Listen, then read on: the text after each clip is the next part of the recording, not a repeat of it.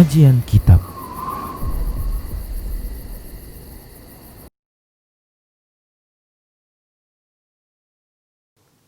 Bismillah, assalamualaikum warahmatullahi wabarakatuh. Innal hamdalillah nahmaduhu wa nasta'inuhu wa nastaghfiruh wa na'udzu billahi min shururi anfusina wa min sayyiati a'malina. Man yahdihillah fala mudilla lahu wa man yudlilhu fala hadiyalah. Wa asyhadu an la ilaha illallah wahdahu la syarika lah. Wa asyhadu anna Muhammadan abduhu wa rasuluhu sallallahu alaihi wasallam. Qala Allahu tabaraka wa ta'ala, ya ayyuhalladzina amanu taqullaha haqqa tuqatih wa la tamutunna illa wa antum muslimun. Ya ayyuhan nasu taqu rabbakumul ladzi khalaqakum min nafsin wahidah wa khalaqa minha zawjaha wa bassa minhuma rijalan katsiran wa nisaa'a wattaqullaha alladzi tasaaluna bihi wal arham innallaha kana 'alaikum raqiba. Ya ayyuhalladzina amanu taqullaha wa qulu qawlan sadida yuslih lakum a'malakum wa yaghfir lakum dhunubakum wa man yuti'illaha wa rasulahu faqad faza fawzan 'azima, amma ba'd. Fa inna asdaqal hadisi kitabullah wa khairal huda huda Rasulillah sallallahu alaihi wasallam wa syarrul umuri muhdatsatuha wa kullu muhdatsatin bid'ah wa kullu bid'atin dhalalah wa kullu dhalalatin finnar.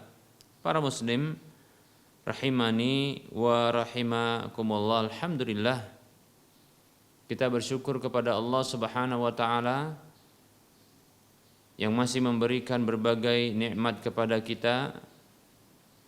Selawat dan salam tak lupa kita ucapkan untuk nabinya Muhammad sallallahu alaihi wasallam.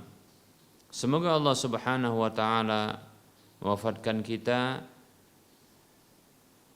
di atas petunjuk Rasul-Nya. Para pemirsa Rosyad TV dan para pendengar radio Medan Mengaji di mana saja Anda berada, a'azani Allah wa iyyakum jami'a. Kita akan lanjutkan masih dalam pembahasan perkara-perkara yang bisa mengurangi tauhid seorang hamba, dan diantaranya adalah syirik kecil, asyirkul asghar, dan kita akan menyebutkan contoh ketiga dari syirik kecil yang terjadi dalam ungkapan manusia, yaitu al-istisqa'u bil anwa'i, yaitu tuntutan atau harapan, permintaan turunnya hujan dari bintang tertentu. Baik para muslim rahimani wa rahimakumullah,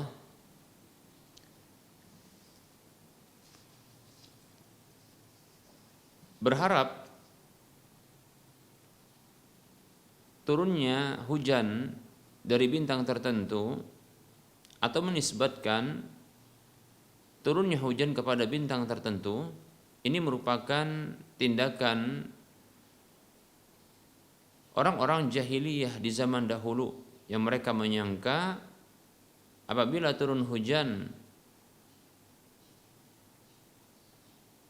kepada mereka di waktu turunnya atau di waktu munculnya bintang tertentu, maka mereka menisbatkan hujan tersebut kepada bintang yang muncul itu. Sembari mereka mengatakan mutirna binau'i kada. Mereka mengatakan ya kita diberikan hujan ya dengan bintang ini atau bintang itu. Demikian para muslim rahimani wa rahimakumullah. Dan ini merupakan bentuk kesyirikan tentunya.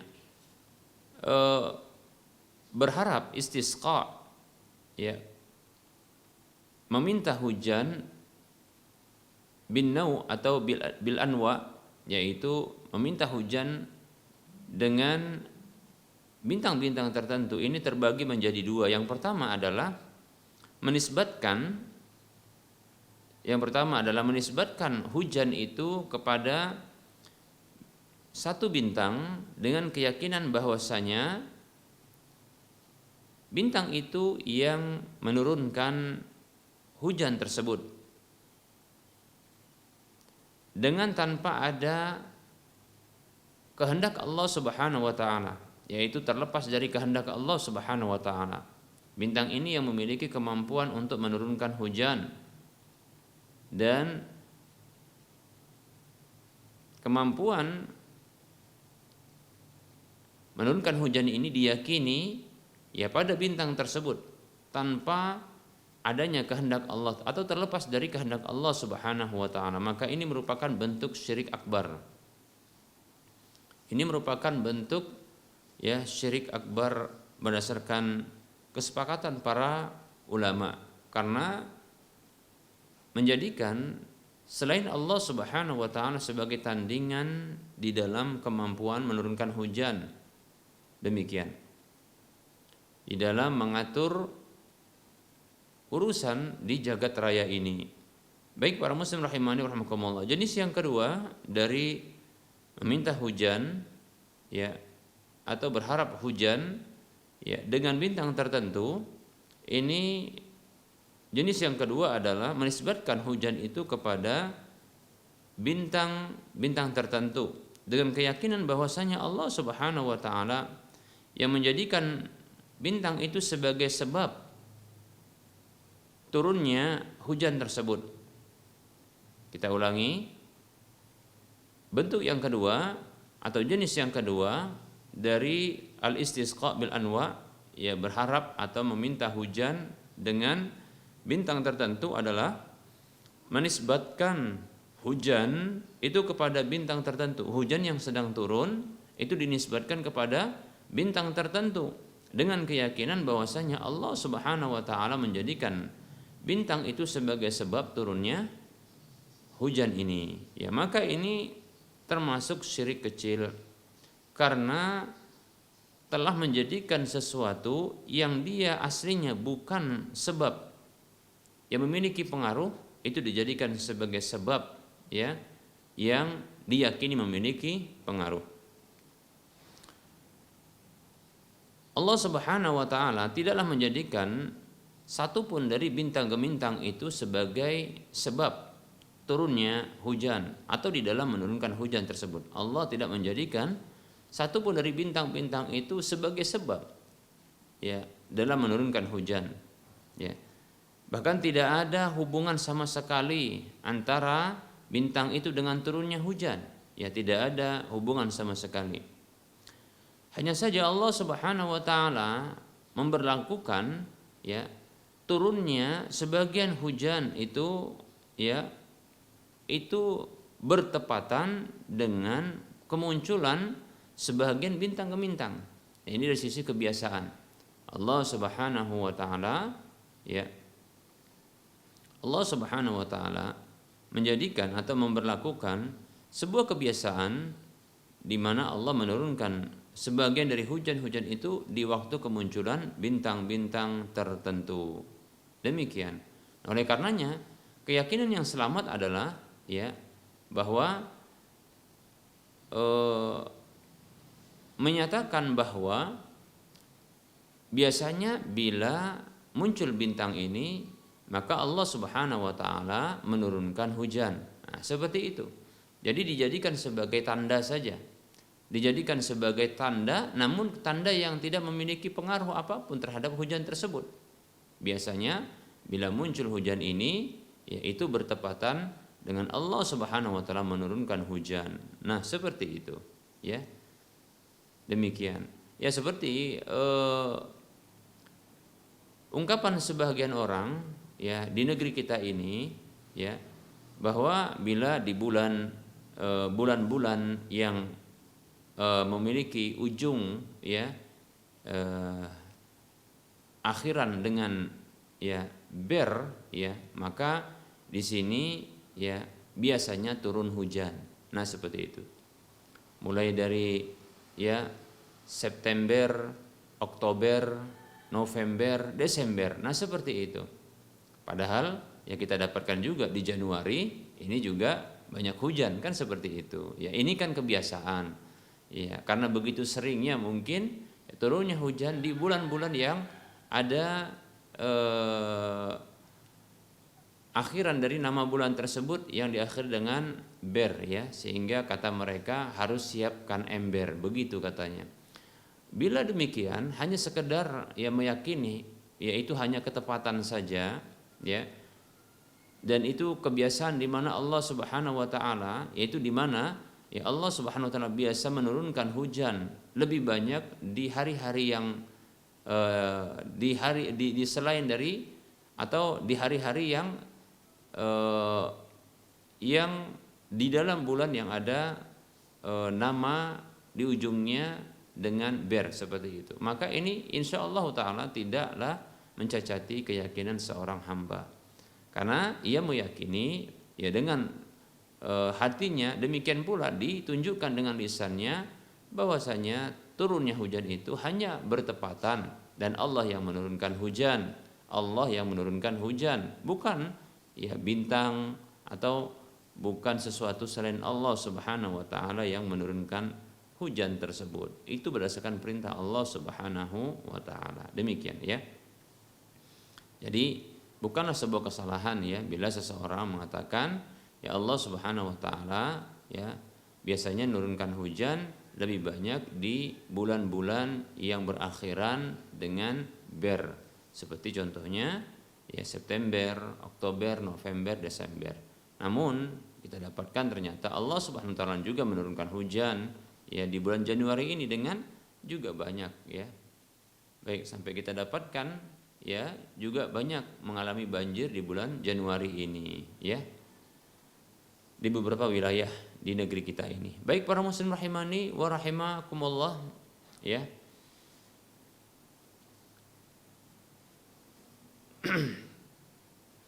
Kita akan sebutkan beberapa dalil yang menunjukkan tentang pengharaman ya menisbatkan turunnya hujan kepada bintang gemintang. Di antaranya hadis yang pertama adalah hadis yang diriwayatkan oleh Imam Muslim dalam kitab sahih beliau. Dari Ibnu Abbas radhiyallahu anhuma, beliau mengatakan mutiran nasu ala ahdi Rasulillah sallallahu alaihi wasallam. Orang-orang mendapatkan hujan ya di masa Rasulullah sallallahu alaihi wasallam ya. Yaitu turun hujan kepada manusia ya orang-orang ketika itu di masa Rasulullah sallallahu alaihi wasallam. Faqala an-nabiy sallallahu alaihi wasallam, maka Nabi sallallahu alaihi wasallam bersabda, asbaha minan nasi syakirun wa minhum kafirun.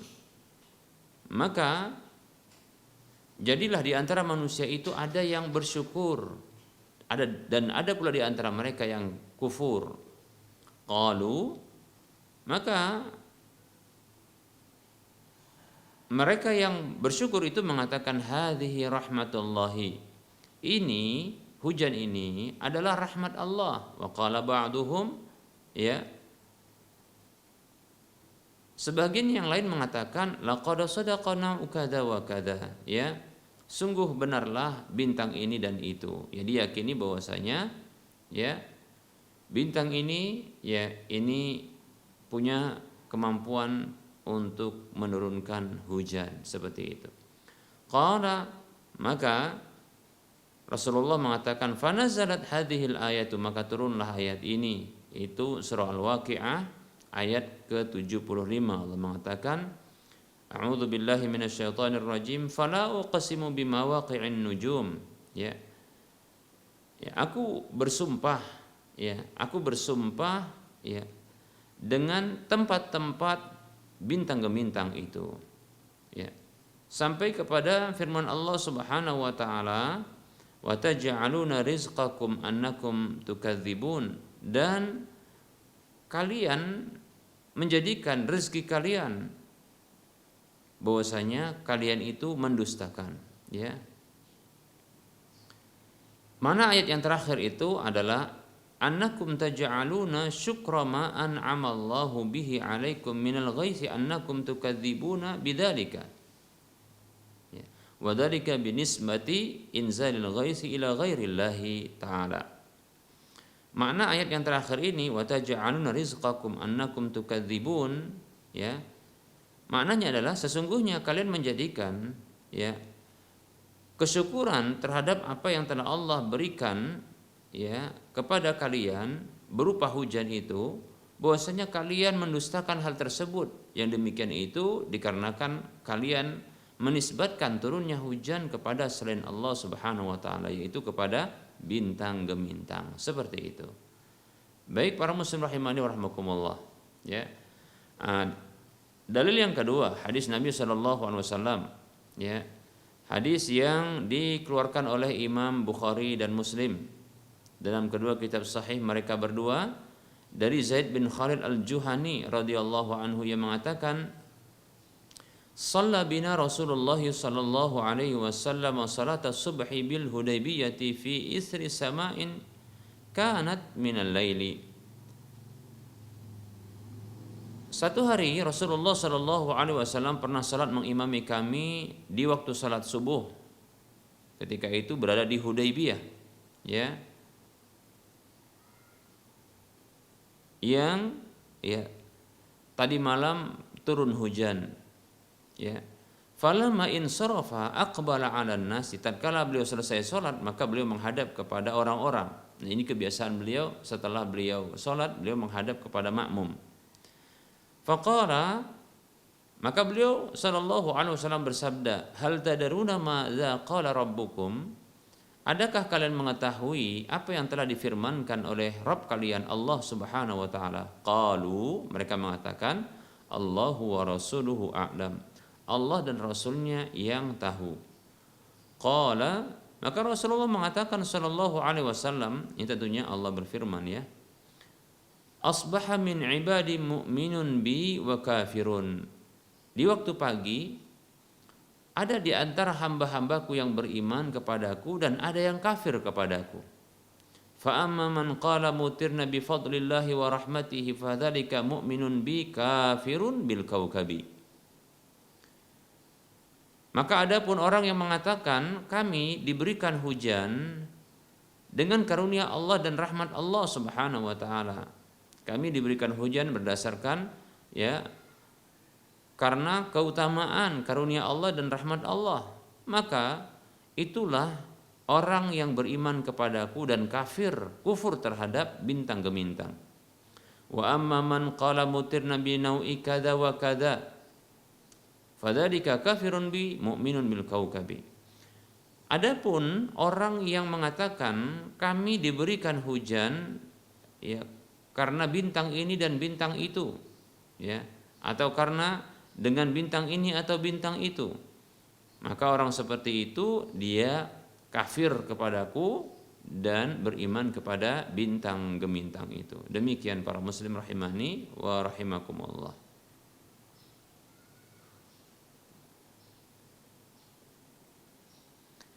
Baik para muslim rahimani wa rahimakumullah, ini, ya, hadis ini, ya, menjelaskan apa yang sudah kita sebutkan, ya, demikian, ya. Nah, ungkapan seperti ini tentunya adalah kekufuran, ya. Ungkapan seperti ini merupakan kekufuran, ya, demikian, ya, kekufuran, demikian pula kesyirikan, demikian. Ya, bila diyakini bahwasanya bintang gemintang itu yang mampu untuk menurunkan, ya, hujan tersebut tanpa kehendak Allah Subhanahu wa taala, atau menurunkan hujan tersebut terlepas dari kehendak Allah Subhanahu wa taala, maka ini merupakan bentuk kekufuran dengan kufur akbar, dan ini merupakan bentuk kesyirikan dengan syirik akbar, demikian, ya. Namun apabila dinisbatkan, ya, turunnya hujan tersebut kepada bintang-bintang itu saja, ya, penisbatan seperti ini, ya, maka ini merupakan bentuk kekufuran terhadap nikmat Allah Subhanahu wa taala, kufur nikmat namanya, dan ini merupakan bentuk syirik kecil, ya. Karena sesungguhnya tidak ada hubungan sama sekali turunnya hujan itu ya dengan bintang, munculnya bintang. Itu hanya bertepatan, ya. Bertepatan. Demikian. Kalau mau dijadikan tanda, ya ini barangkali lebih baik seperti itu. Ya. Yaitu lebih baik ketimbang diyakini, ya dinisbatkan, ya. Dinisbatkan. Yaitu sebagai sebab bahwasanya kalau bintang ini muncul maka ya akan menyebabkan turunnya hujan, atau turunnya hujan ini dengan sebab kemunculan bintang tertentu. Demikian. Nah, ini maka yang seperti ini merupakan bentuk kufur nikmat dan ini merupakan syirik kecil, demikian. Tapi kalau diyakini bahwasanya bintang itu ya biasanya muncul ya bersamaan dengan Allah Subhanahu wa taala menurunkan hujan. Nah, kalau seperti ini ya maka tidak masalah insyaallah taala. Dan bisa juga bergeser, artinya tidak bertepatan karena itu terserah Allah Subhanahu wa taala. Ya. Barangkali pun demikian. Mengapa kita dapatkan ya di bulan 1 ini Allah Subhanahu wa taala menurunkan hujan, ya. Yang kebanyakannya dahulu itu di bulan-bulan yang ya yang nama akhiran akhir dari bulan tersebut adalah ber. Ya seperti September, Oktober, November dan Desember. Ya ini supaya barangkali hikmah yang bisa kita ambil adalah ya supaya orang jangan meyakini bahwasanya memang ya ada hubungan bulan-bulan ya Desember mundur juga ya November, Oktober, ya September. Ini dihubungkan dengan ya sebab turunnya hujan tersebut. Ya ini untuk ya hikmah yang bisa kita ambil ya bahwasanya agar jangan sampai muncul bahwa ada hubungan ya antara turunnya hujan dengan ya munculnya bulan-bulan ini. Nah, seperti itu. Ya. Ya bahwasanya memang hanya bertepatan saja. Ya ketika ya bertepatan dengan bulan ini ya maka ya Allah turunkan hujan. Namun ternyata di waktu-waktu yang lain di selain dari bulan-bulan yang ada ujungnya berakhiran dengan ber ini kita dapatkan ternyata juga turun hujan. Supaya kita tidak meyakini ada kaitan khusus antara hujan dengan bulan-bulan yang berakhiran dengan ber itu, ya. Baik para muslim rahimani wa rahimakumullah. Dalil yang ketiga adalah hadis yang dikeluarkan oleh Imam Muslim dalam kitab sahih beliau dari Abu Malik Al-Asy'ari radhiyallahu anhu secara marfu' Rasulullah sallallahu alaihi wasallam bersabda, "Arba'un fi ummati min amril jahiliyati la yatrukunahunna." Ada 4 hal yang ada pada umatku ini termasuk dari perkara jahiliyah yang mereka belum bisa meninggalkannya. Al-fakhru fil ahsabi, berbangga-bangga ya dengan ahsab. Ya, sepertinya adalah dengan harta atau dengan keturunan. Watta'nu fil ansabi, ya, yaitu mencela keturunan, ya. Wal istisqa'u bin nujumi, yaitu berharap hujan atau menisbatkan hujan atau meminta hujan dengan bintang-bintang tertentu. Wan niyahatu, yang terakhir adalah ya meratap. Ya, meratap. Ya, ketika ada ya orang yang meninggal. Baik para muslim rahimani wa rahimakumullah. Nah, ini dia ya. Nah, oleh karenanya para muslim rahimani wa rahimakumullah, bila ada seorang muslim mengatakan ya kami diberikan hujan dengan bintang ini dan bintang itu. Dan maksud dari ungkapannya adalah bahwa Allah Subhanahu wa taala yang menurunkan hujan ya di waktu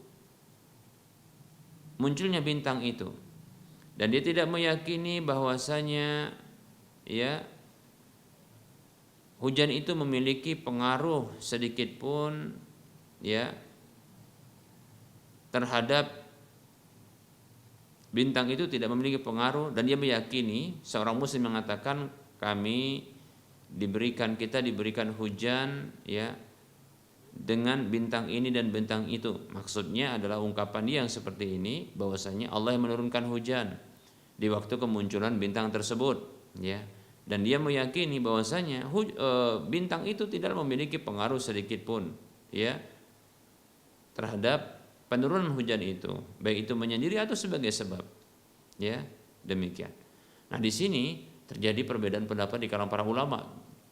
Ya, ketika seorang muslim mukmin ia mengucapkan kalimat itu, ya. Ada yang berpendapat bahwasanya ungkapan itu haram juga, nggak boleh kita katakan, ya, kita diberikan hujan ya dengan bintang ini atau dengan bintang itu, nggak boleh. Ada yang berpendapat begitu. Ada yang mengatakan bahwasanya hukumnya makruh, ya, makruh. Ungkapan kita diberikan hujan ya dengan bintang ini atau dengan bintang itu. Ada yang mengatakan boleh-boleh saja, ya, demikian. Maka wallahu taala alam, ya, ungkapan seperti ini selayaknya untuk dijauhi, ya, karena ini ungkapan yang memuat ya perkara yang bermasalah, ya,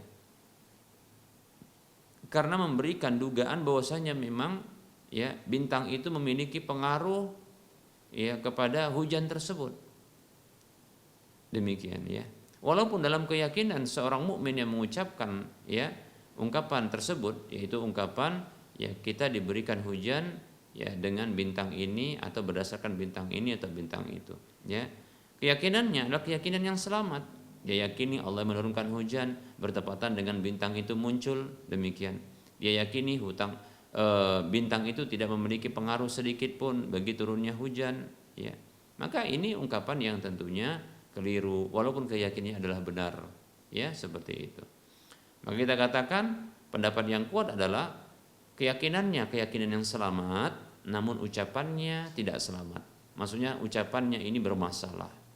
Sebaiknya dia ganti ungkapan tersebut dengan mengatakan kita diberikan hujan berdasarkan karunia dan rahmat Allah Subhanahu wa taala, atau dia katakan ini adalah rahmat Allah, hujan ini adalah rahmat Allah, ya, hanya saja bertepatan dengan bintang ini, bintang itu munculnya, atau ketika bersamaan dengan ya datangnya bulan ini atau bulan itu. Nah, seperti itu, ya. Baik para muslim rahimani wa rahimakumullah. Jadi ya kita sarankan kepada ya kaum muslimin untuk merubah lafadz, ya, merubah lafadz, karena ini memang lafadz yang bermasalah bila dikatakan ya kita diberi hujan ya dengan bintang ini bintang itu atau bulan ini bulan itu, ya, seperti itu. Atau kalimat yang seperti ini, ya, bulan-bulan yang ada ujungnya ber ini kita mendapatkan hujan. Nah, seperti itu, ya. Maka alangkah lebih baik kita mengucapkan seperti ini. Allah Subhanahu wa taala menurunkan hujan kepada kita bertepatan dengan bulan ini di bulan itu, bertepatan dengan kemunculan bintang ini atau bintang itu. Demikian, seperti itu, ya. Ya.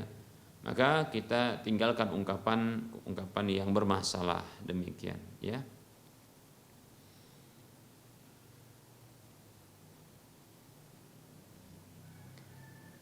Baik para muslim rahimani wa rahimakumullah. Barangkali ini yang bisa kita sampaikan, ya, dari penjelasan terkait dengan istisqa bin nujum, ya, yaitu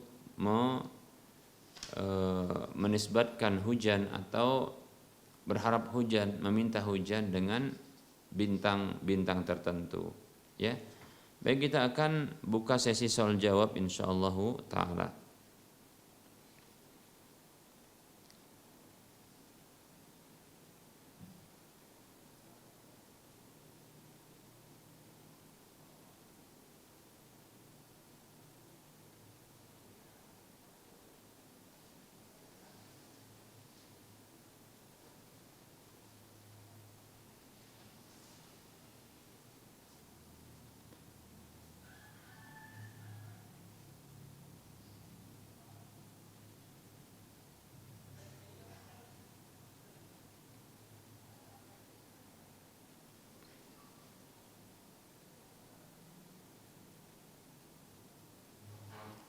Baik, ada pertanyaan di sini. Assalamualaikum warahmatullahi wabarakatuh. Kami dari Tasikmalaya maksudnya, Jawa Barat. Mau bertanya, halalkah gaji yang masuk PNS itu memakai ijazah orang lain? Apa perlu bertobat? Baik ya. Waalaikumsalam warahmatullahi wabarakatuh. Terima kasih pertanyaan dari saudara kita yang ada di Tasikmalaya, Jawa Barat. Ya, baik, pertanyaannya adalah apakah halal gaji bekerja sebagai PNS yang ketika masuk PNS tersebut itu memakai ijazah orang lain? Baik ya. Tentunya hal ini adalah sebuah hal yang diharamkan, ya. Ini adalah perkara yang diharamkan, yaitu masuk PNS dengan menggunakan ijazah orang lain. Adapun bekerja, ya, sebagai PNS maka bukanlah sebuah hal yang keliru, ya. Maka tentunya dilihat pekerjaannya, ya. Pekerja sebagai pegawai negeri sipil, ya. Ini bukanlah sebuah hal yang terlarang tentunya, ya. Nah, karena bila kita lihat pekerjaan-pekerjaan seorang pegawai negeri sipil pada umumnya pekerjaan-pekerjaan yang halal insya Allah taala. Ya tentunya bila ada pelanggaran dalam sebahagian pekerjaan yang intinya adalah pekerjaan-pekerjaan yang halal, maka tentunya pekerjaan-pekerjaan atau pelanggaran-pelanggaran tersebut itu saja yang dihukumi sebagai haram, ya, sebagai perkara yang diharamkan, namun tidaklah lantas menjadi ya pekerjaan itu diharamkan keseluruhannya. Wallahu taala alam, ya. Baik, ini apa yang saya sampaikan adalah berdasarkan apa yang saya lihat dan saya ketahui demikian dari pekerjaan-pekerjaan sebagai seorang pegawai negeri sipil, ya. Nah, bila masuk dengan ijazah orang lain, maka ini tentunya ada tindakan manipulasi, ya, ada tindakan manipulasi, ya. Di sini ada tazwir, yaitu tindakan manipulasi, dan itu merupakan dosa besar, ya. Ada di sana pelanggaran yang itu termasuk dosa besar, di mana Nabi SAW, ya, pernah mengatakan, ya, ala ukhbirukum bi akbaril kabair, maukah aku kabarkan kepada kalian dosa yang paling besar di antara dosa-dosa besar? Maka Rasul mengatakan al isyraku billah, syirik kepada Allah. Kemudian wa uququl walidain, ya, durhaka kepada orang tua. Nah, ketika beliau menyampaikan yang ketiga, maka beliau yang ketika itu sedang bersandar, maka beliau duduk sembari mengatakan, ya, wa qauluz zur, ya, 3 kali, wa qauluz zur, atau dalam ungkapan yang lain syahadatuz zur, ya, yaitu persaksian palsu atau perkataan palsu, ya, yaitu tindakan kepalsuan, ya, seperti itu. Nah, tentunya ijazah yang digunakan, ya, ini adalah ijazah palsu yang bukan miliknya, ya, itu palsu. Digunakan ijazah orang lain berarti ijazah palsu. Ada pemalsuan yang dilakukan di sana. Nah, ini merupakan bentuk dosa besar. Merupakan bentuk dosa besar. Apa perlu bertobat? Ya tentu bertobat. Ya, mohon ampun kepada Allah, ini dosa besar. Demikian. Ya. Ini dosa besar demikian. Maka mohon ampun kepada Allah Subhanahu wa taala. Demikian. Adapun, ya, permasalahan gaji berikutnya, ya, gaji berikutnya, apakah ini berakibat, ya, berakibat kepada haramnya gaji tersebut, ya, maka wallahu taala alam, saya yakin di sini ada perbedaan pendapat, ya, saya yakin ada perbedaan pendapat bila ini ditanyakan kepada para ahli ilmu, ya, barangkali mereka ada yang mengatakan ini haram. Kenapa? Karena asal dari masuknya adalah haram, maka berakibat pun haram pula, seperti itu, ya. Demikian, ya. Barangkali juga ada yang membolehkan secara mutlak, ya. Barangkali juga ada berpendapat bahwasanya itu dibolehkan secara mutlak, ya. Demikian, karena dilihat dari pekerjaan, ya, pekerjaannya seperti itu yang halal. Baik para muslim rahimani wa rahmakumullah, adapun saya pribadi condong kepada bahwa ini dilihat, betul kita katakan ketika masuknya ini merupakan pelanggaran dan ini merupakan dosa besar, ya, karena melakukan manipulasi, ya, yaitu pemalsuan, ya. Namun apakah menjadi halal atau haramkah gaji pekerjaan PNS tersebut? Maka ini dilihat, ya, dilihat. Nah, apabila ternyata seorang PNS ini yang dengan cara seperti ini, ya, dia bekerja dengan disiplin, tepat waktu, kemudian seorang yang capable, yaitu seorang yang memang dia punya keahlian di bidang pekerjaan yang ditugaskan kepada dia, ya. Jadi ingat, ya, walaupun dia masuk contohnya dengan cara yang haram seperti ini, dan ini bukanlah bentuk pembenaran, ya, tapi cara ini adalah haram dan dosa besar, maka ini wajib bertobat demikian. Namun apabila dia bekerja, ya, dengan disiplin, ya, tepat waktu, tidak ada korupsi waktu, demikian pula pekerjaan tersebut pekerjaan yang dibidangi dan dia ahli di dalamnya, dia mampu untuk menyelesaikan pekerjaan tersebut dengan baik, ya, tidak ada pelanggaran setelah itu, maka wallahu taala alam, ya, tentunya dia berhak terhadap gaji tersebut, karena itu sebagai kompensasi atas pekerjaannya, waktu yang diluangkannya, ya, begitu juga pikiran dan tenaga yang sudah diluangkannya, yang sudah dikorbankannya, seperti itu, ya.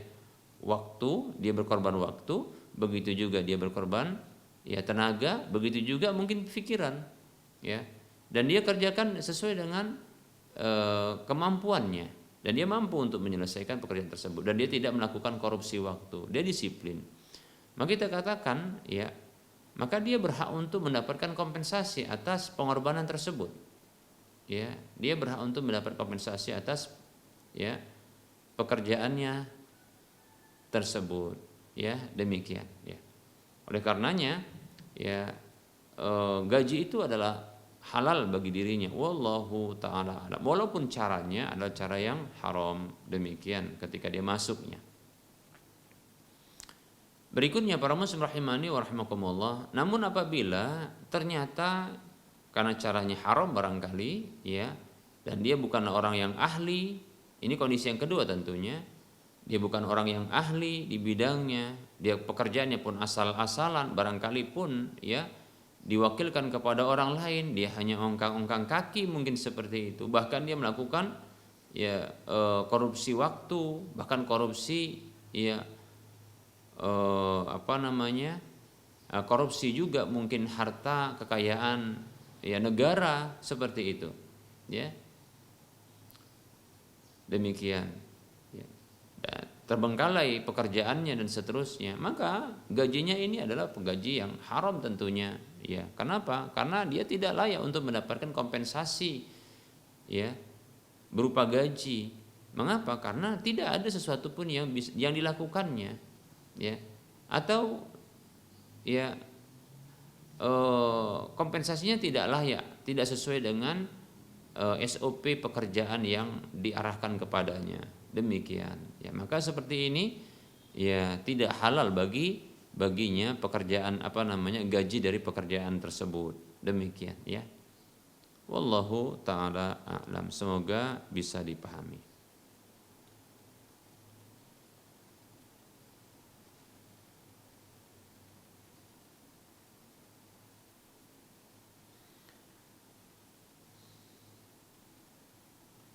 Assalamualaikum Ustaz.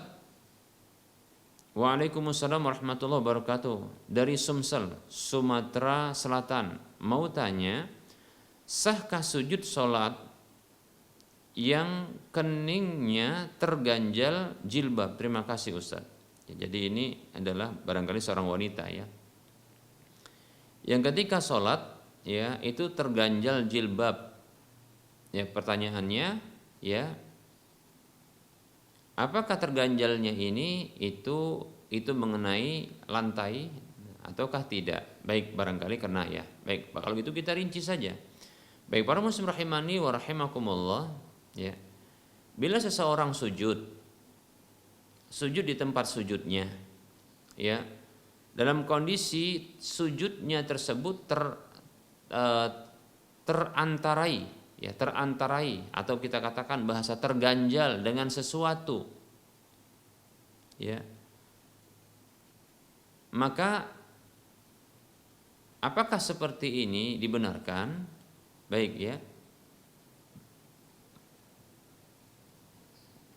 terganjal dengan jilbab katakan ya, dan jilbab itu langsung ya menempel pada tempat sujud ya, maka apabila tempat sujudnya ini jilbabnya ini tidak terlalu tebal, sesuatu yang mengganjal itu tidak terlalu tebal, saya condong tidak mengapa ya, namun ini sesuatu yang dimakruhkan, sesuatu yang saya condong ini tidak disukai yang seperti ini. Mengapa? Karena mengalas ya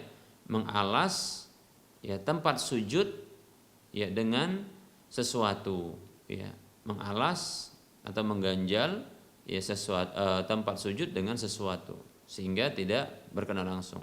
Namun apakah menjadi tidak sah sholatnya karena sujudnya demikian? Saya condong sah, namun itu tidak disukai ya, sah namun tidak disukai, demikian. Baik, para muslim rahimani wa rahimakumullah ya, mana dalil yang menunjukkan hal ini? Ada satu riwayat, kalau tidak salah disebutkan riwayat ini oleh Syekhul Islam Ibnu Taimiyah rahimahullahu taala, di mana para sahabat dahulu ketika dalam kondisi panas ya, ketika dalam kondisi yang panas yang terik, sehingga mengakibatkan bumi ketika itu juga panas, pasir-pasir panas ya. Ketika para sahabat sujud ya, maka mereka meletakkan ya sebagian baju atau yang mereka pakai seperti selendang, baju itu untuk alas dari bumi tersebut, agar tidak ya kening mereka mendapatkan panas ya, demikian ya. Nah, ini terjadi ya pengganjalan terhadap tempat sujud ketika itu. Tempat sujud itu waktu itu adalah apa yang dipijak oleh mereka ya, seperti itu. Apa yang dipijak oleh mereka yaitu pasir ketika itu ya. Namun ini dialas karena memang panas ya. Ini menunjukkan bahwasanya ya masih tetap sahnya sholat itu walaupun ketika sujud itu terganjal dengan sesuatu yang langsung bersentuhan ya dengan tempat sholat atau tempat sujud, demikian ya. Ini tidak masalah. Namun kita katakan ini satu yang dimakruhkan bila tidak ada kebutuhan ya, demikian ya. Maka hendaknya ya kening seseorang itu dikenakan langsung kepada tempat sujudnya, demikian ya. Di mana tempat sujud itu sesuatu yang dipijak ya ketika sholat, demikian ya. Kondisi yang kedua, apabila ternyata terganjal ini adalah dia atau terhalang ini dia tidak langsung penghalangnya bersentuhan dengan tempat sujud ya, tidak bersentuhan dengan tempat sujud ya. Seperti seseorang yang dalam kondisi sakit, dia tidak mampu untuk sujud sempurna ya, lalu ya kita ulangi ya. Kondisi yang kedua adalah ya penghalangnya ini adalah penghalang yang dia begitu tebal ya, atau dia penghalang yang tidak langsung bersentuhan dengan tempat sujud ya, yaitu berjarak. Ya. Ya, maka seperti ini tentunya sesuatu yang tidak dibenarkan. Ya, contohnya adalah seperti seseorang yang tidak mampu untuk dia sujud secara sempurna, ya, lalu dia memaksakan diri untuk sujud. Lantas, ya, dia meletakkan bantal, ya, bahkan itu di alas agar dia bisa sujud pada posisi yang barangkali dia mampu untuk bergerak, ya, ke arah depan. Namun dia tidak bisa sempurna sujud, ya, dengan menyentuhkan keningnya kepada tempat sujudnya, lantai di mana dia berdiri, demikian. Lalu dia ganjal, ya, dengan bantal atau mungkin kursi yang diletakkan padanya itu, ya, di depannya untuk dia bisa sujud, atau bangku atau yang semisalnya agar dia bisa sujud. Maka yang seperti ini para muslim rahimani wa rahimakumullah, ini adalah perkara yang berlebih-lebihan, tindakan yang berlebih-lebihan. Nabi SAW pernah melarang hal ini. Nabi SAW pernah melarang hal ini, ya, yang seseorang menginginkan melakukan demikian, ya, ya cukup baginya hanya mengisyaratkan saja demikian, ya. Ya, lihat, bila seseorang mampu untuk sujud, maka sujud langsung ke tempat sujudnya, jangan dia alas, ya, apalagi dengan alas yang tebal, ya, seperti bantal, ya, atau dia terhalang, ya, yaitu penghalang tersebut dia tidak langsung bersentuhan dengan tempat sujud, maka yang seperti ini tidak dibolehkan. Wallahu taala a'lam.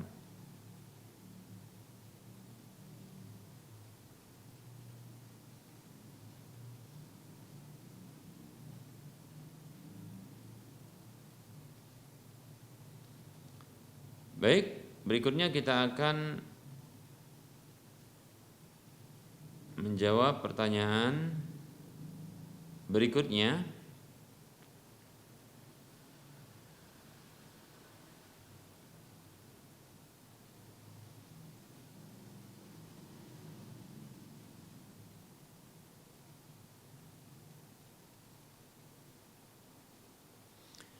Bismillah. Assalamualaikum. Mau tanya Ustadz, qadarullah saya sudah 3 bulan berpisah dengan suami. La haula wala quwata illa billah. Dan sudah jatuh talak bain. Saya masih menyusui anak usia 11 bulan. Pertanyaan, bolehkah saya meminta hak saya karena saya masih menyusui anak? Yang kedua, apakah karena suami masih kesulitan ekonomi lantas bisa menggugurkan kewajibannya untuk memberikan hak saya?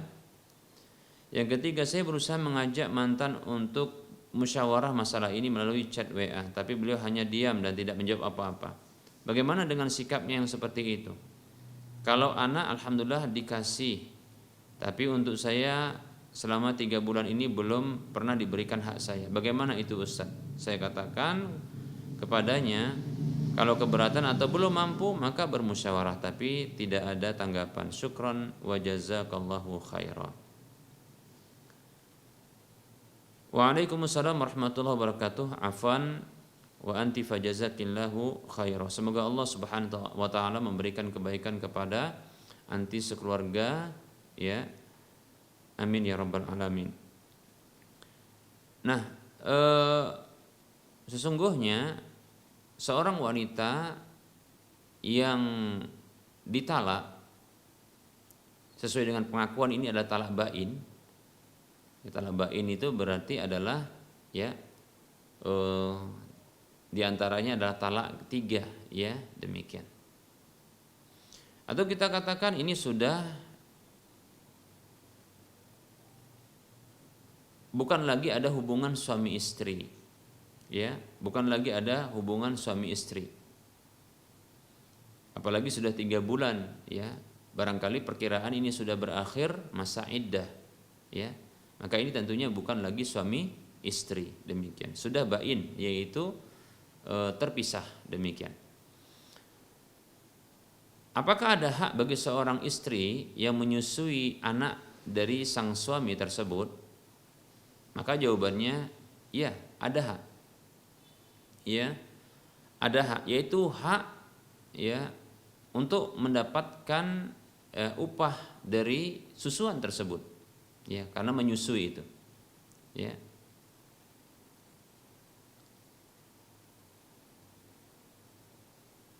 Ada hak sepersusu, namanya ada hak susuan, ya.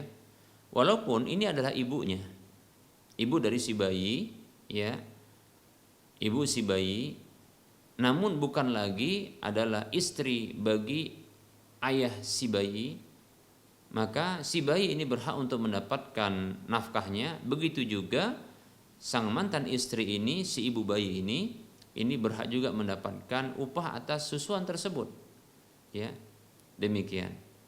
Bukan dikatakan sebagai nafkah, tapi dia sebagai ya upah, ya upahnya demikian. Ya maka ini hak dari sang mantan istri tersebut demikian. Adapun dalam kondisi ekonomi yang sulit, maka sesungguhnya bukanlah sama sekali ya gugur hak tersebut, ya namun yang ada hanyalah yang memberikan nafkah atau memberikan sesuai dengan kemampuan. Ya sebagaimana Allah Subhanahu wa taala berfirman, walaupun ini terkait dengan apa? Kewajiban seorang suami terhadap istrinya. Namun ini menunjukkan tetap saja untuk diberlakukan, ya, tapi dengan sesuai dengan kemampuan. Namun sesuai dengan kemampuan, ya. Kata Allah Subhanahu wa taala, liyunfiq dzu sa'atin min sa'ati wa man qudira 'alaihi rizqahu falyunfiq mimma atahu Allah. Ya. Hendaknya orang yang memiliki kelapangan dia ya memberikan nafkah itu dari ya keluasannya, kelapangannya demikian. Ya. Dan siapa saja yang Allah sempitkan rezekinya, ya, siapa saja yang Allah sempitkan rezekinya, falyunfiq mimma atahullah, maka hendaklah dia memberikan nafkah dari apa yang telah Allah berikan. Jadi apa yang didapatkannya, maka itu ya diberikan sebahagian kepada apa? Istri. Dan inilah disebut dengan musyawarah tadi, ya, musyawarah. Ya, ini bagus sebenarnya musyawarah. Ya mungkin jujur saja dia katakan kepada sang suami, ya saya tidak dia katakan kepada apa namanya? Sang suami atau istri. Sang suami mengatakan, walaupun ya barangkali ya abang tidak bisa memberikan nafkah seperti biasa, maka mohonlah berikan, ya paling tidak untuk gizi sang anak ini yang di apa namanya diasup oleh sang ibunya, ya sehingga nanti akan ini bisa didapatkan sang bayi tersebut lewat ASI. Nah seperti itu, ya dimusyawarahkan, ya mungkin nilainya yang dikurangi, ya atau mungkin jarak waktunya yang mungkin diperpanjang sedikit. Nah demikian. Nah seperti itu, ya demikian. Ya mungkin bisa juga untuk langsung diberikan, kalau mungkin mari kita bermusyawarah, ya seperti chattingan kepada mantan suami, mari kita bermusyawarah. Mungkin ini agak sulit. Langsung tawarannya berupa opsi kepada suami, ya bagaimana kalau atau kepada mantan suami, bagaimana kalau abang kalau tidak mampu sekian dalam sebulan, abang bisa melakukan cicilan, ya. Contohnya dalam setengah bulan sekian dipotong dia, ya dikasih potongan sekian. Tapi jangan sama sekali tidak memberikan, ya seperti itu. Nafkah untuk si jabang bayi atau si bayi ini tetap saja harus diberi. Ya begitu juga upah untuk sang istri, ya atau mantan istri demikian. Wallahu taala a'lam.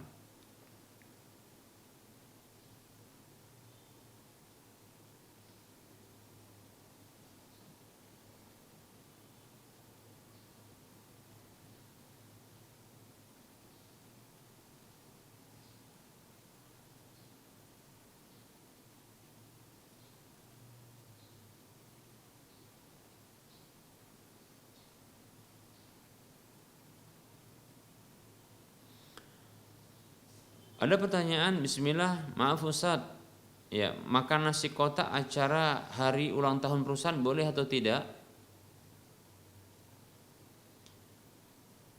Baik, ya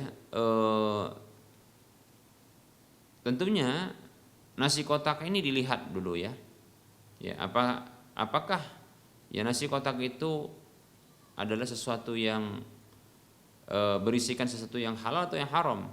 Ya, ada nggak sesuatu yang halal dengan haram? Zat dari nasi kotak tersebut. Bila ternyata didapatkan dalam nasi kotak tersebut ada sesuatu yang haram, zatnya yang haram seperti mungkin dagingnya daging babi, daging anjing dan seterusnya, maka jadi haram dia. Ya, demikian. Ya.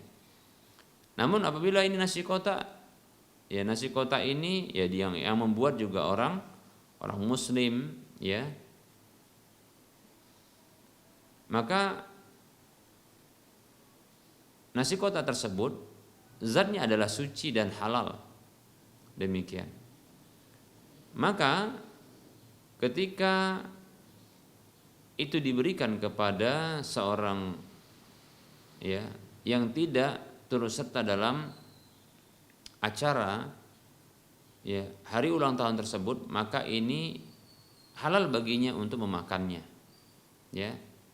Halal baginya untuk memakannya ya dengan syarat ya itu tidak dijadikan pembenaran ya sebagai acara hari ulang tahun tersebut. Demikian ya. Tapi kalau ditanya apakah nasi kotak itu ketika mungkin kita tidak ikut hadir dalam acara hari ulang tahun perusahaan tersebut ya. Ini merupakan kebiasaan-kebiasaan dari orang-orang kafir yang merayakan hari ulang tahun, demikian. Ya. Tidak ikut acara tersebut namun ternyata mendapatkan bahagia nasi kotak yang asal dari nasi kotak itu adalah halal, maka halal untuk menerimanya. Halal juga untuk memakannya, demikian. Asalkan tidak dijadikan pembenaran ya, tidaklah menerima makanan tersebut atau nasi kotak itu sebagai pembenaran atas acara tersebut ya, maka insyaallah taala ini dibolehkan ya, wallahu taala a'lam.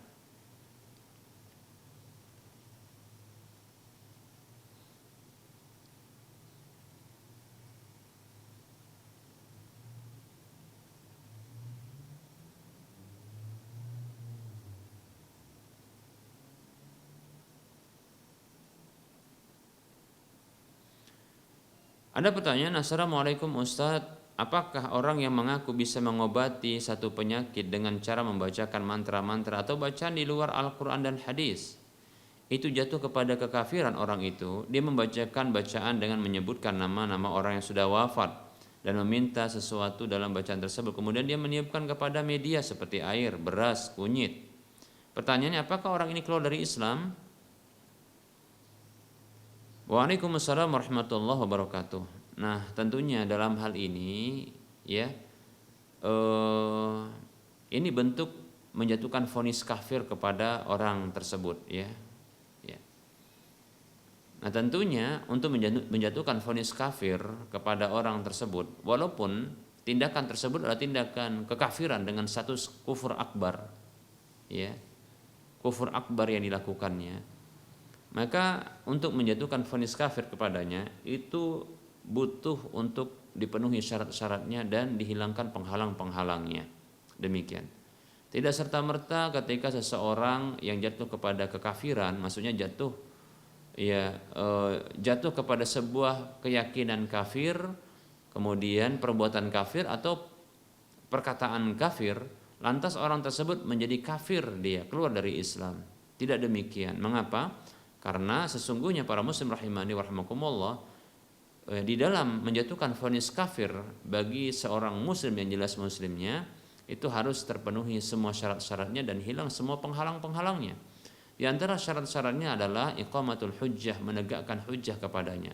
Harus dijelaskan kepada dia, kepada orang tersebut, bahwasanya tindakan yang dilakukan ini adalah tindakan kekufuran dengan status kufur akbar yang terancam pelakunya keluar dari Islam. Nah, seperti itu. Nah, kemudian izalatus syubhah, kalau dia punya syubhat.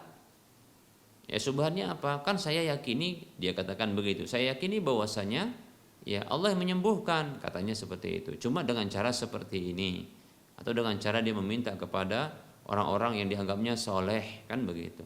Maka ini syubhat. Maka ya di antara syaratnya izalatus syubhah, menghilangkan syubhat itu sehingga dia betul-betul memahaminya. Seperti itu. Ya. Jangan sampai ya ada penghalang berupa ketidaktahuan tentang hukumnya. Begitu juga dikarenakan ada takwil yang keliru atau pemahaman yang keliru dari ya pernyataan orang-orang sekitarnya, sehingga ini yang membuatnya untuk melakukan tindakan kekufuran dengan status kufur akbar ini. Ya, ini yang harus dihilangkan dari dirinya. Ya, seperti itu, dan beberapa syarat-syarat yang lain harus dipenuhi dan penghalang-penghalang yang lain harus dihilangkan. Nah, bila semuanya telah dipenuhi, yaitu terpenuhi syarat-syaratnya dan hilang semua penghalang-penghalangnya, maka yang memberlakukan hukum kafir tersebut adalah ya itu wewenang penguasa, sehingga nanti mereka yang menjatuhkan hukum ya kepada orang seperti ini, ya bukan kita. Oleh karenanya ya cukup bagi kita, kalau saya pribadi saya ditanya seperti ini, maka saya katakan bahwasanya ya tindakan tersebut tindakan ya kufur akbar, demikian. Tapi untuk mengkafirkan orang tersebut ya dan mengeluarkan orang tersebut dari Islam, maka ini tidak semudah membalikan telapak tangan, ya. Karena bila sesungguhnya tidak terbukti di sisi Allah bahwasanya dia ini kafir, karena mungkin di sisi Allah ada penghalang yang membuat dia jatuh kafir, seperti contohnya karena ketidaktahuannya, karena mungkin barangkali ini adalah didikan dari orang tuanya, ya dianggap itu sebuah kebenaran, dia tak mendapatkan pendidikan Islam yang cukup, maka yang seperti ini wallahu taala alam bisa jadi ya itu tidak kafir di sisi Allah, namun kita memvonisnya dengan vonis kafir, maka ini khawatir akan kembali kepada kita, ya. Karena Nabi SAW mengatakan, man qala li akhihi ya kafir faqad ba'a bihi ahaduhuma. Siapa saja yang mengatakan kafir kepada saudaranya, ya maka ya salah satu dari keduanya itu pulang dengan membawa ungkapan tersebut, demikian. Kalau tak benarlah orang yang divonis kafir itu adalah orang kafir, maka tentunya kembali kepada sang pengucapnya. Oleh karenanya hati-hati, wallahu taala alam.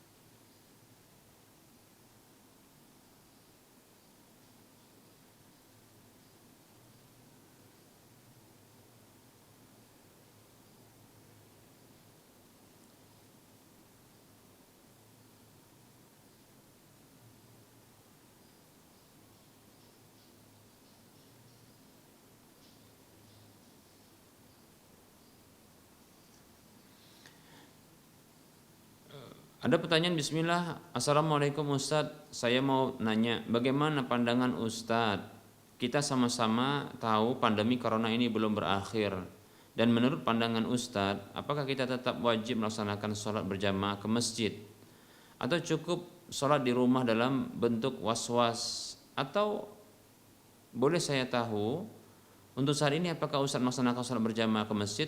Ya, syukron Ustadz. Waalaikumsalam warahmatullahi wabarakatuh. Afwan, ya. Baik ya. Dalam masalah ini memang ada perbedaan pendapat ya, tapi saya condong kalau saya ditanya, mulai dari awal ya pandemi ini muncul ya sampai saat ini saya berpendapat tetap sholat berjamaah di masjid, ya. Saya tetap sholat wajib, sholat fardu itu berjamaah di masjid.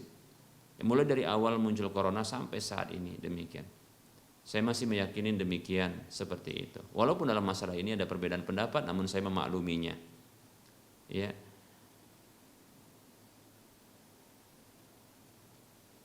Ya karena saya punya pandangan ya insya Allah Ta'ala ya dengan berharap kepada Allah ya. Allah Subhanahu wa taala mudah-mudahan menjaga kesehatan kita ya. Karena walaupun saya pernah mengalami sakit yang gejalanya mirip dengan corona ini ya. saya rasakan ya, walaupun ini juga dialami oleh orang lain yang barangkali sampai mengakibatkan kematian, namun alhamdulillah ya saya sendiri tidak, ya masih bertahan, alhamdulillah demikian. Nah oleh karenanya saya berkeyakinan bahwasanya saya dan kaum muslimin insya Allah mampu untuk melewati masa-masa seperti ini, karena ini hal yang mampu untuk kita lewati, ya. La yukallifullahu nafsan illa wus'aha. Tidaklah Allah memberikan beban kepada sebuah jiwa kecuali kita mampu untuk melaluinya, demikian. Dan saya berkeyakinan saya mampu untuk melalui ini dengan izin Allah Subhanahu wa taala, demikian, ya. Dan sembari ya kita berdoa kepada Allah agar Allah Subhanahu wa taala yang memberikan kesehatan kepada kita senantiasa, dan hal ini akan memunculkan imunitas tubuh kita, ya. Ya Allah SWT akan ya mengaktifkan ya sistem kekebalan tubuh kita lebih ya ketimbang biasanya bila kita ya berharap kepada Allah seperti itu. Ya tentunya Allah yang berkehendak, ya seperti itu, demikian. Sehingga kita masih bisa untuk ya beraktivitas, demikian, ya insyaallahu taala. Walaupun kita tidak bisa paksakan kepada saudara kita yang berpendapat ini ada rukhsah, ya. Saya condong ini untuk berlapang dada, seperti itu, untuk berlapang dada, demikian, ya. Nah, ya. Namun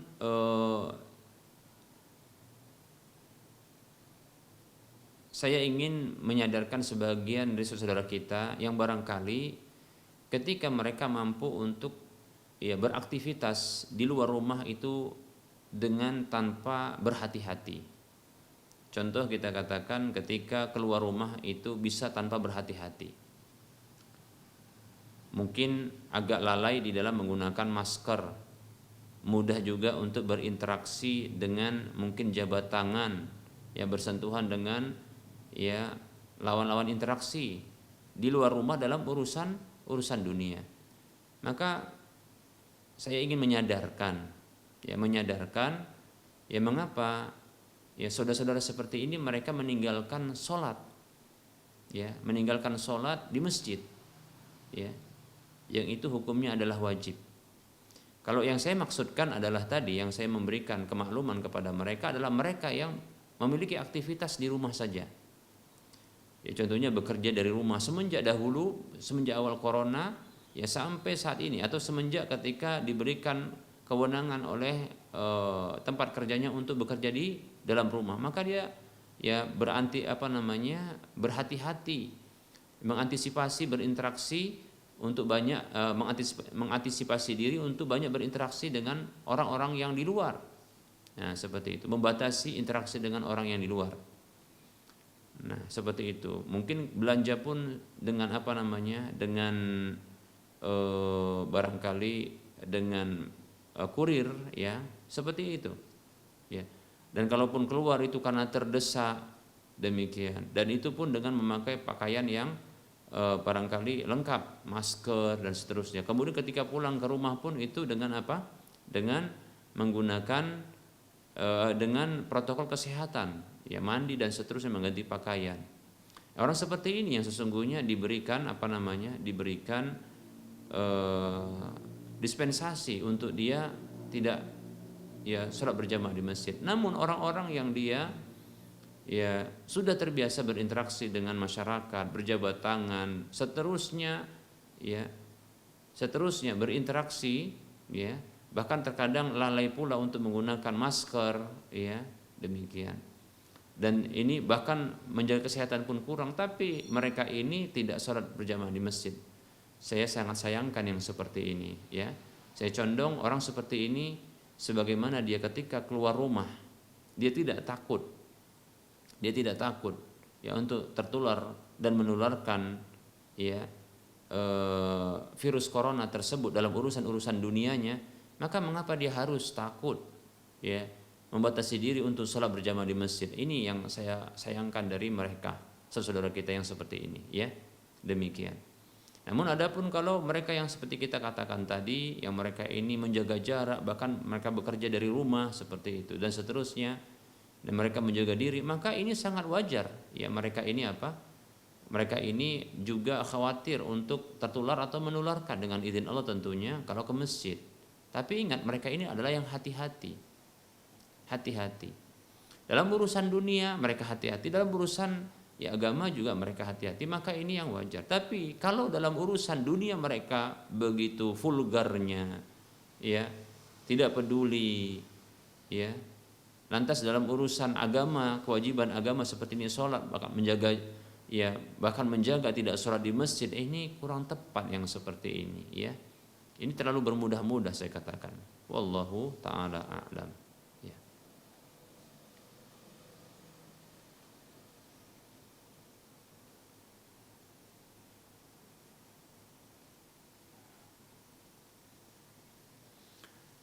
Ada pertanyaan, Assalamualaikum Pak Ustadz, saya Ella dari Jakarta. Pak Ustadz mau tanya bagaimana hukumnya berbohong demi kebaikan. Terima kasih. Wassalamualaikum. Waalaikumsalam warahmatullahi wabarakatuh. Untuk saudari saya Ella di Jakarta, semoga Allah Subhanahu wa taala memberikan kebaikan kepada Anda dan sekeluarga. Amin ya rabbal alamin. Sesungguhnya ya, berbohong itu merupakan bentuk dosa, ya. Kata Nabi Shallallahu Alaihi Wasallam, Nabi kita Muhammad SAW bersabda, wa iyyakum wal kadhiba, ya, hati-hatilah kalian, jauhilah oleh kalian dusta itu, ya. Wa innal kadhiba, ya, yahdi ilal fujuri, karena sesungguhnya kedustaan itu bisa menghantarkan kepada dosa-dosa yang lainnya, ya. Wa innal fujura yahdi ilan nari, dan dosa-dosa itu, kefajiran itu, pelanggaran itu, kemaksiatan itu bisa menghantarkan kepada neraka. Ketahuilah sesungguhnya seseorang yang senantiasa berdusta, ya, sampai membiasakan diri berdusta sampai dia dicatat di sisi Allah Subhanahu wa taala sebagai seorang pendusta. Demikian, hati-hati, ya. Nah, ini tentunya terlarang. Hukum asal dari berdusta itu adalah haram, ya, berdusta, bohong, demikian, ya. Bahkan itu merupakan ciri dari, ya, kemunafikan. Kata Nabi SAW, ayatul munafiqi salasun, ya, tanda-tanda orang munafik itu ada 3, ya. Idza haddasa kadzaba wa idza wa'ada akhlafa wa idza tumina khana. Apabila berbicara dia dusta, apabila berjanji maka dia ingkar, apabila diberi amanah maka dia berkhianat, demikian. Nah, ini ciri dari, ya, sifat kemunafikan, ciri atau sifat kemunafikan, demikian. Namun diberikan dispensasi dusta itu pada 3 hal, sebagaimana dalam hadis yang sahih Nabi kita Muhammad SAW menyebutkan tentang 3 hal yang diberikan dispensasi untuk berdusta. Yang pertama adalah dusta, ya, dalam urusan rumah tangga, yaitu dusta untuk memelihara kelanggengan rumah tangga, menjaga keutuhan rumah tangga antara suami dengan istri, istri dengan suami. Seperti seorang istri mengatakan kepada, ya, suaminya, ya, ketika ditanya contohnya tentang kesehatannya, apakah engkau sehat wahai sayangku, kata sang suami, maka sang istri menjawab, iya, ya, alhamdulillah, padahal mungkin dia dalam kondisi tidak sehat. Maka sang suami pun, ya, dia menggaulinya, demikian seperti itu, ya. Nah, yang seperti ini adalah dusta tapi dibolehkan. Begitu juga seorang suami contohnya ketika ditanya, bagaimana rasa makanan ini bang, ketika sang istri baru saja masak makanan, wah, sungguh mantap katanya, padahal mungkin, ya, dia ingin muntah mungkin ketika makannya, ya. Tapi, ya, itulah bentuk dusta karena untuk menjaga keutuhan rumah tangga, seperti itu, ya.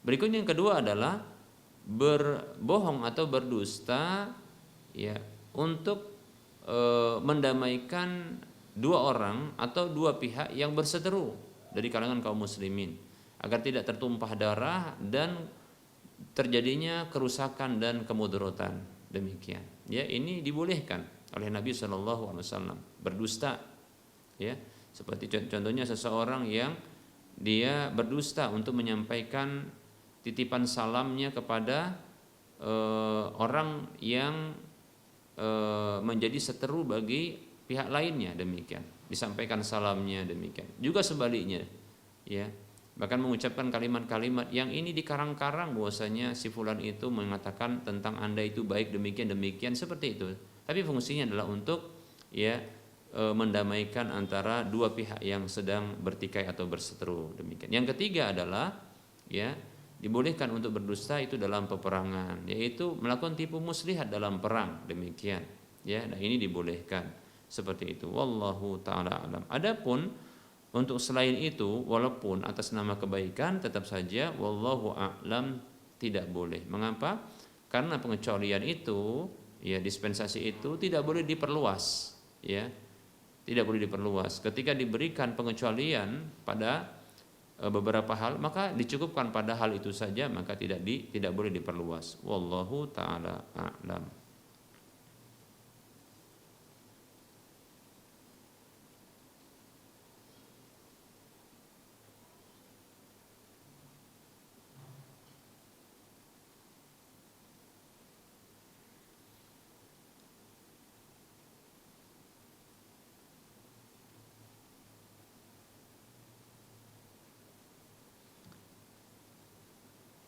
Assalamualaikum, hamba Allah dari Kalimantan Timur, Bontang. Saya punya anak satu, tapi dia ikut ibunya. Karena kami sudah cerai, sampai umur berapa anak untuk belajar agama Allah? Karena mayoritas di lingkungan mereka ada agama Katolik. Waalaikumsalam warahmatullahi wabarakatuh. Ya, semoga Allah Subhanahu wa taala memberikan kebaikan dan hidayahnya, petunjuknya kepada Anda dan keluarga Anda, senantiasa dalam kebaikan dan dalam perlindungan Allah Subhanahu wa taala, dan semoga kita bisa disatukan oleh Allah Subhanahu wa taala, dimasukkan ke dalam surganya, amin ya. Baik ya,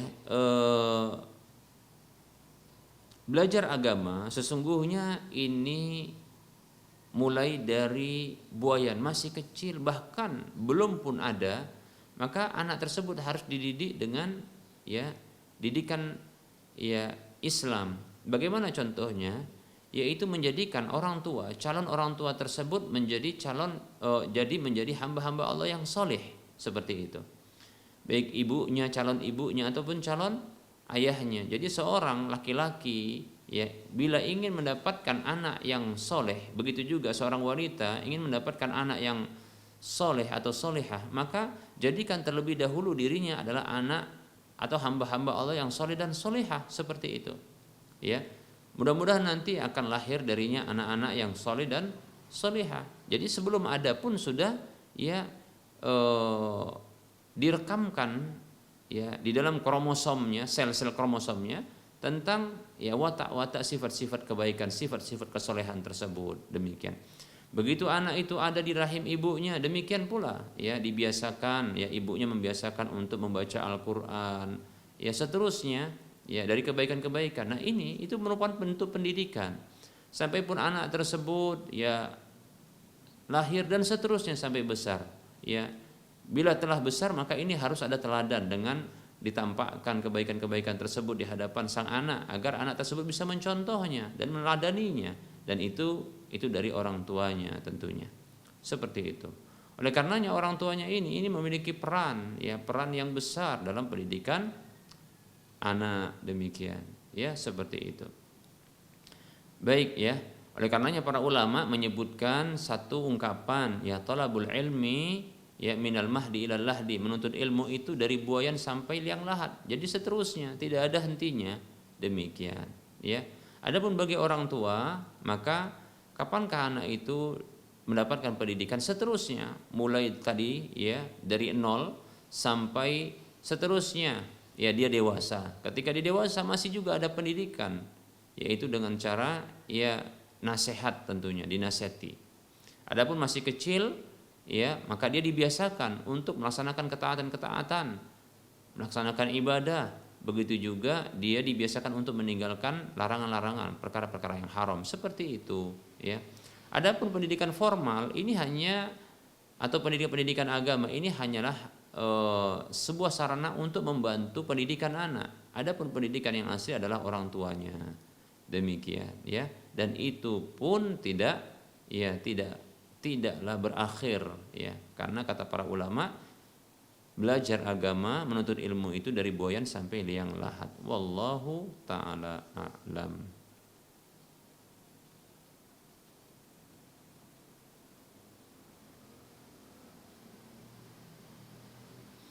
Baik para muslim rahimani rahimakumullah, barangkali ini materi yang bisa kita sampaikan pada pertemuan kali ini. Mohon maaf atas segala kekurangan dan kesalahan. Kebenaran itu datang dari Allah Subhanahu wa taala, maka ambillah. Semua kesalahan dan kekurangan serta kekeliruan itu datang dari saya pribadi dan bisikan syaitan kepada Allah. Saya mohon ampun. Kepada para pemirsa dan para pendengar sekalian saya mohon maaf. Wassallallahu ala Muhammad wa ala alihi wa ashabihi ajma'in. Subhanakallahumma wa bihamdika asyhadu an la ilaha illa anta astaghfiruka wa atubu ilaika walhamdulillahi rabbil alamin. Wassalamualaikum warahmatullahi wabarakatuh.